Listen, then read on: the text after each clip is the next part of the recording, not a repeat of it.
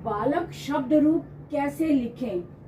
जब संस्कृत शुरू होती है 5th क्लास से, तो सबसे पहला प्रश्न होता है कि शब्द रूप याद करो, और शब्द रूप और धातु रूप ये याद करने होते हैं। और बच्चे यही कंफ्यूज हो जाते हैं कि शब्द रूप या फिर धातु रूप, इनमें क्या अंतर है, और शब्द रूप याद करें तो कैसे याद करें। आज मैं आपको बहुत ही सरल तरीका बताने जा रही हूँ कि शब्द रूप क्या होते हैं, शब्द रूपों को याद कैसे करें।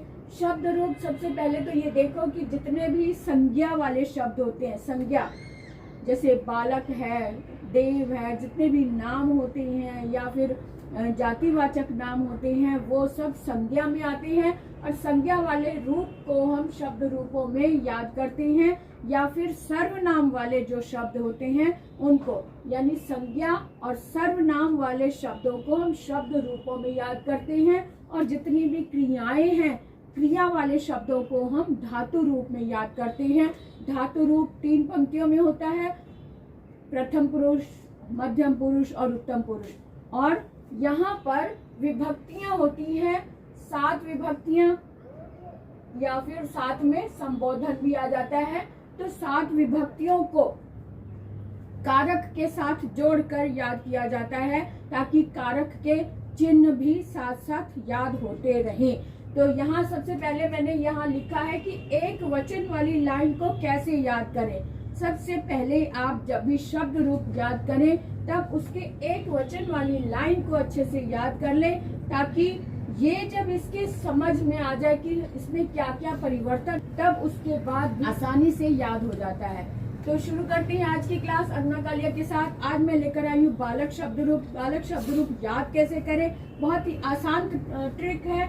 प्रथमा विभक्ति, विभक्तियों को देख लो, प्रथमा विभक्ति, द्वितीय विभक्ति, तृतीय विभक्ति, चतुर्थी विभक्ति, पंचमी विभक्ति, षष्ठी विभक्ति, सप्तमी विभक्ति और 8वां है संबोधन।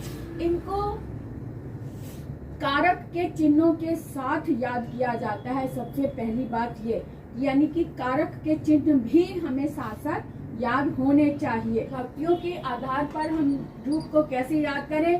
प्रथमा विभक्ति जब भी होती है, प्रथमा विभक्ति में जो मूल शब्द होता है, यानी ओरिजिनल शब्द जो होता है, अगर वो पुल्लिंग है, ओरिजिनल शब्द पुल्लिंग है, जैसे कि ये बालक पुल्लिंग में आ रहा है, तो पुल्लिंग अगर है तब उसे हम इस तरह से याद करेंगे। अगर पुल्लिंग शब्द है तो मूल शब्द में विसर्ग लग जाता है, मूल शब्द में विसर्ग लग जाता है, इसमें और कोई परिवर्तन नहीं होता। प्रथमा विभक्ति एक वचन में मूल शब्द में विसर्ग लग जाता है, यही इसकी पहचान है। विसर्ग लगा है तो समझो वो पुल्लिंग शब्द रूप है। अब द्वितीय विभक्ति में जितने भी रूप होते हैं, किसी भी रूप को उठाकर देख लो, द्वितीय विभक्ति एक वचन के मूल शब्द में अंत में म लग जाता है, हल वाला, अंत में म लग जाता है, हल वाला। अगर हम कहें कि देव शब्द देखें तो देवम आ जाएगा, देवम। अगर हम कहें राम तो रामम, इस तरह से आ जाएगा। यानी कोई भी जो भी शब्द मूल होता है उसके अंत में म, हल वाला म लग जाता है, जैसे राम हल वाला म लग गया।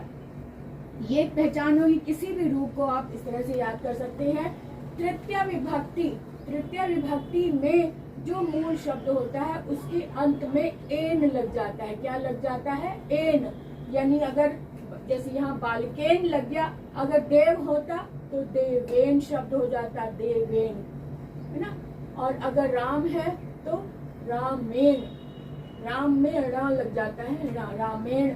इसी तरह से शब्दों के अंत में क्या क्या लग रहा है इसे आप ध्यान से देखेंगे, याद करते चले जाएंगे।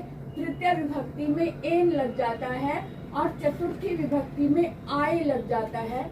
चतुर्थी विभक्ति पुल्लिंग शब्द में आय लग जाता है। जैसे कि अब चतुर्थी विभक्ति को आप इस तरह से याद कर सकते हैं, नमः, नमस्कार करते हैं अपने देवी देवताओं को, तो उसमें चतुर्थी विभक्ति लगी होती, जैसे ओम गणेशाय नमः, गणेशाय नमः, ओम शिवाय नमः, ओम रामाय नमः।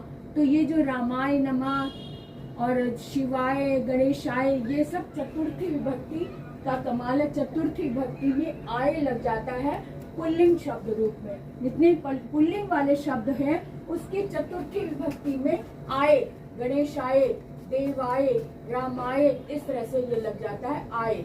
इसे ध्यान रखो, इसे याद रखो। चतुर्थी विभक्ति है तो गणेशाय नमः, गणेशाय नमः। अगर शिव है तो शिवाय नमः। इस तरह से ये आए, लास्ट में ये आए लग जाता है सब में। ये चतुर्थी विभक्ति एक वचन की बात हो गई। अब आते हैं पंचमी विभक्ति। पंचमी विभक्ति जब भी एक वचन की लिखो और पुल्लिंग शब्द अगर है तो उसमें उसके अंत में आत लग जाता है, आ और त में हल लग जाता है। पंचमी विभक्ति एक वचन।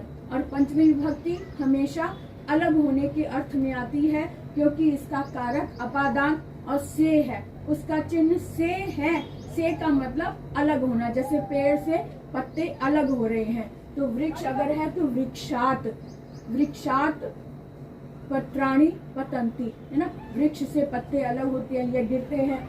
तो वृक्षात पत्राणि पतंती। इस तरह का दिमाग में रखो कि पंचमी विभक्ति जहाँ आती है वहां पर अलग होने का अर्थ आता है और वहां पर आत, अंत में आत लग जाता है।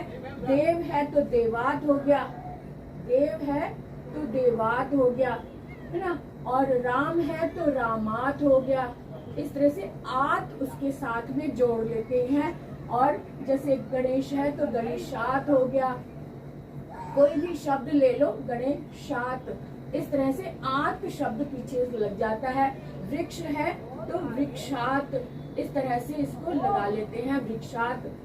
पंचमी विभक्ति लगी है तो पेड़ से फल गिरता है, पेड़ से पत्ते गिरते हैं, इस तरह से आ जाता है।